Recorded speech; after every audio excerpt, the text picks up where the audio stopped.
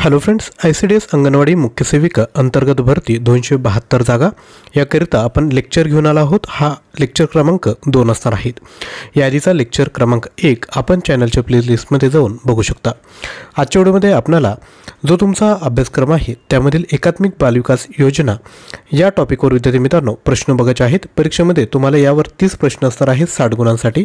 तर आजच्या व्हिडिओमध्ये आपण योजना हा टॉपिक कव्हर करणार आहोत। व्हिडिओ काळजीपूर्वक बघायचा आहे। तसेच ज्याही महिला असेल त्यांना जर प्रश्नसंच पाहिजे असेल तर प्रश्नसंच आपल्याकडे अवेलेबल आहेत। 18,500 प्लस प्रश्न आहेत। प्राइस आहे 249 रुपये। PDF स्वरूपात हे मटेरियल तुम्हाला भेटेल।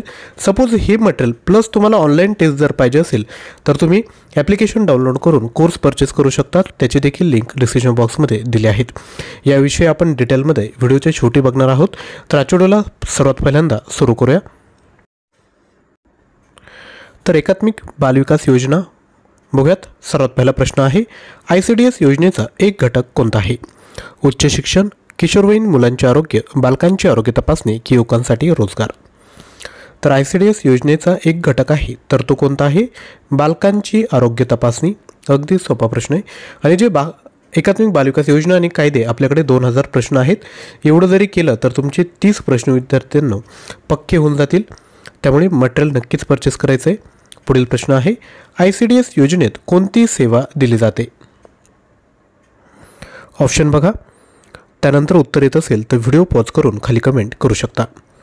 तर ICDS योजनेत कोणती सेवा दिली जाते? तर ती आहे पोषण कार्यक्रम। यानंतर पुढील प्रश्न आहे, ICDS योजनेत कोणती प्रमुख सेवा नाही? तर ICDS योजनेत कोणती प्रमुख सेवा नाही?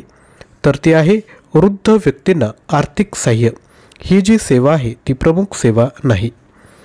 यानंतर पुढील प्रश्न, अंगणवाडी केंद्रात कोणत्या गटाला प्राथमिक सेवा दिली जाते?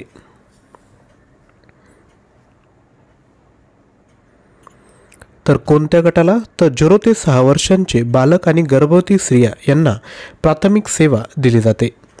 पुढील प्रश्न, ICDS योजनेत पूरक पोषण कशासाठी दिले जाते? तर ICDS योजनेत पूरक पोषण कशासाठी दिले जाते? तर शारीरिक पोषण सुधारण्यासाठी दिले जाते। यानंतर पुढील प्रश्न आहे, ICDS योजनेत कोणती सेवा उपलब्ध नाही? तर कोणती सेवा उपलब्ध नाही? तर आर्थिक मदत ही सेवा उपलब्ध नाही। बाकीचे पौष्टिक आहार, लसीकरण, पूर्व प्राथमिक शिक्षण ह्या ज्या सर्व सेवा आहेत त्या एकात्मिक बालविकास योजना अंतर्गत दिल्या जातात। पुढील प्रश्न बघायचा आहे, ICDS योजनेच्या माध्यमातून कोणत्या वयाच्या मुलांना पूर्व प्राथमिक शिक्षण दिले जाते? तर ते आहेत 3 ते 6 वर्ष। यानंतर पुढील प्रश्न, ICDS योजनेतील मुख्य सेवा कोणत्या आहेत? तर ICDS योजनेतील मुख्य सेवा आहेत आरोग्य तपासणी, पोषण आणि शिक्षण। यानंतर पुढील प्रश्न, ICDS योजनेत कोणत्या समूहाला लसीकरण दिले जाते? तर ऑलरेडी प्रश्न बघितला आहे हा। तर कोणत्या समूहाला लसीकरण दिले जाते? ते 0 ते 6 वर्ष वयाचे बालक। पुढील प्रश्न, ICDS योजनेत पूरक पोषणाचा उद्देश काय आहे? तर काय आहे? तर पोषणाची कमतरता भरून काढणे। यानंतर पुढील प्रश्न आहे, ICDS योजनेच्या अंतर्गत कोणती सेवा मुलांना दिली जाते? तर ती सेवा आहे पूर्व प्राथमिक शिक्षण। यानंतर पुढील प्रश्न बघूयात, ICDS योजनेच्या माध्यमातून कोणता घटक सुधारण्याचा प्रयत्न केला जातो? तर लक्षात घ्या, बालकांचे पोषण आणि आरोग्य हा जो घटक आहे तो सुधारण्याचा प्रयत्न केला जातो। तर लक्षात घ्या महिलांनो, आपण ऑलरेडी वर्किंग आहात आणि हे जे प्रश्न आहेत ते नक्कीच सोपे आहेत। आपण जर एकदा जरी डोळ्याखालून जरी घातले तर नक्की तुम्हाला फायदा होईल।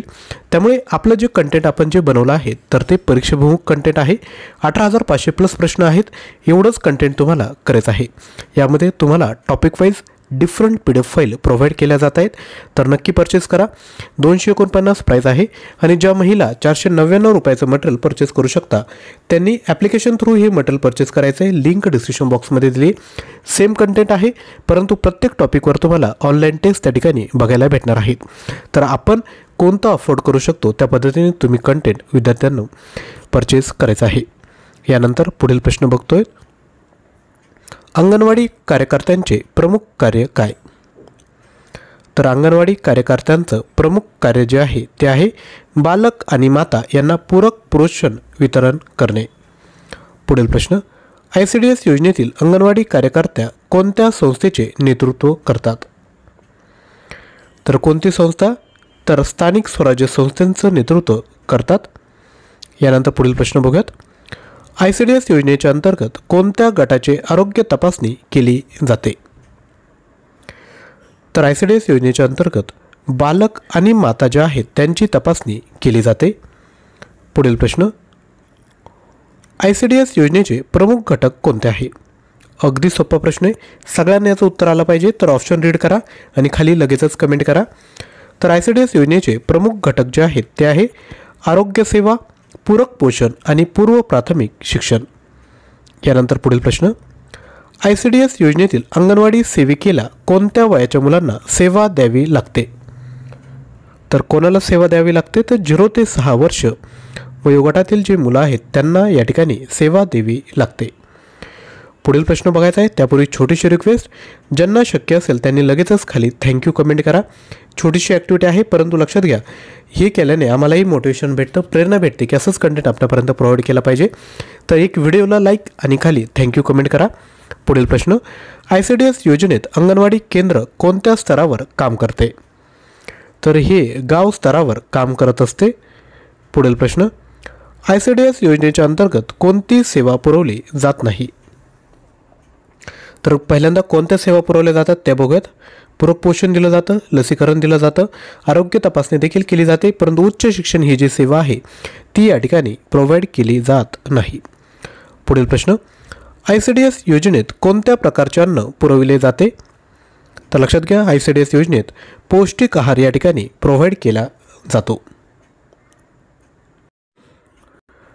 तर विद्यार्थ्यांनो, अशा पद्धतीने आपण एकात्मिक बालविकास योजना या टॉपिकवर महत्त्वपूर्ण 20 प्रश्न बघितले आहेत.